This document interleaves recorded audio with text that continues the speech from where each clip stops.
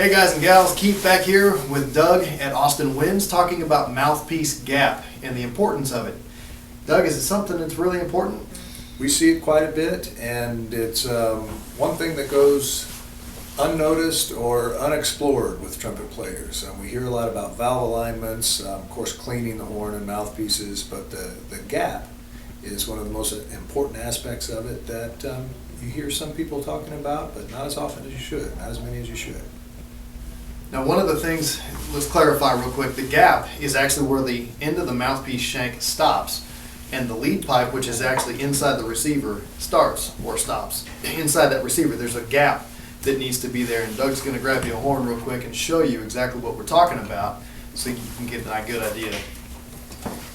Okay, we have a little mouthpiece receiver here, which is a collar that's over the lead pipe. The inside of this lead pipe is going to stop about right in here. So what a gap is, old choky mouthpiece here, mouthpiece goes in, there's a little bit of a distance or a gap between where the mouthpiece back bore ends and the lead pipe begins. Now that's going to vary depending on the horn, depending on the mouthpiece, and also depending on preference of the player. A general starting point, the accepted gap is about 1/8 of an inch. Okay. Now you might think, well, why shouldn't the mouthpiece backbore back up all the way right up against the lead pipe? Well, it just doesn't work as well. I don't know why, but that little gap there is a necessary part that all trumpet builders know, all trumpet mouthpiece builders know. That gap has to be there. Now the amount of gap can vary. To me, Keith and I were talking a while back, it's not so much a question of right or wrong, but it's a matter of preference. If you take an 1/8 inch gap, if you lessen that to where there's the backbore's going further in, let's say there's a 1/16 inch of a gap, that's going to make the horn a little more freer blowing, less resistance. It also affects the sliding of the notes quite a bit. With that mouthpiece going in, it's a little bit looser sliding, which jazz players tend to like. I tend to like a little bit. I like to slide around a little bit up there. If you back that out a little bit, more than 1/8 of an inch, then it gets you to feel a little bit more resistance in the horn and tighter sliding, more of a classical, a concert type approach to playing. Right. Now, one of the questions I'd received, actually a couple of times, was how to measure that gap. What's a good way to measure the gap for each player? There are a couple different ways. Terry Warburton makes a cool little device that does it. I'm not even sure what he calls it, a gap check. This works well, and I don't even know what we carry them. Terry, you can get them off Terry's site. They're probably $40, something like that, and they're nice. If you don't have access to that, I mean, this is very accurate and it's very nice. If you want to just check it yourself, Keith has a little way, and I'll let him demonstrate. What I did is I took an ordinary paper clip and I actually slid it along the wall, thanks Doug, of the receiver until I could feel where the lead pipe is, and then I took a little Sharpie and I marked it. And then I did the same thing on the shank of the mouthpiece because, as you know, over time there starts to become this little ring or this end of the mouthpiece that's sticking out versus what's actually inside the lead pipe. And so that's where I could tell exactly what the gap was.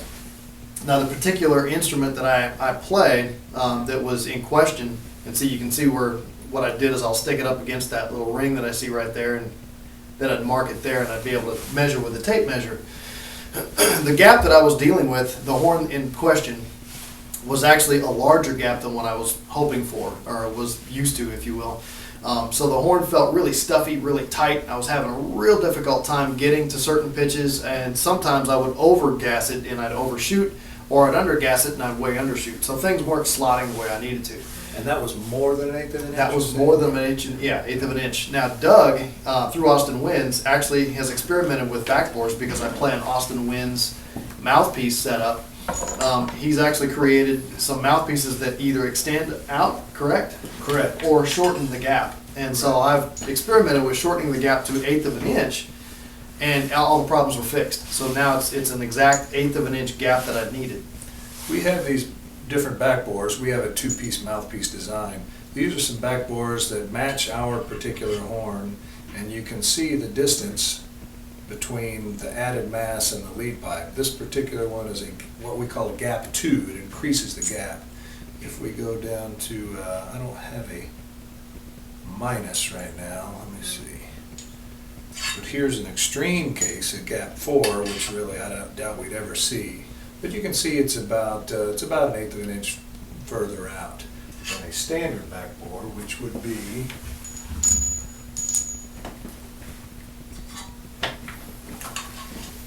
about like that. So we're talking about small little increments, 1/16 of an inch at a time, but it makes a very, very significant difference. So how'd the horn play after we got you that, we put a GM1, which means a G minus 1, which decreases the gap. Correct, yeah. So now we're down to 1/8 of an inch. The horn plays exactly the way I was hoping it would play. It plays exactly what I'm used to. And so the gap issue, which again I thought was all hocus pocus, actually solved the issue and really started making the horn play the way I was hoping it would. Doug said something to me about a month ago that was real interesting. He said basically you could take a horn that it played like a dog, and just by changing that gap, am I right? It can absolutely make the horn play better. It makes it or breaks it, most certainly. It did. It definitely does.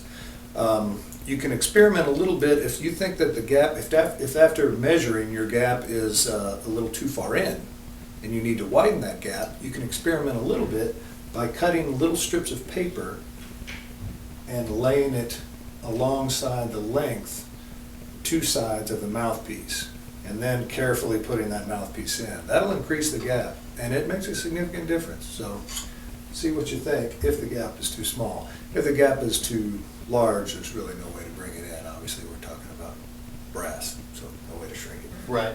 So if you guys are interested in mouthpieces, talk to Doug at Austin Winds. If you guys need a mouthpiece gapping tool that checks your actual gap, they also carry that, as well as Terry's website. Hope you have a great week, and we'll see you soon. Happy trumpeting.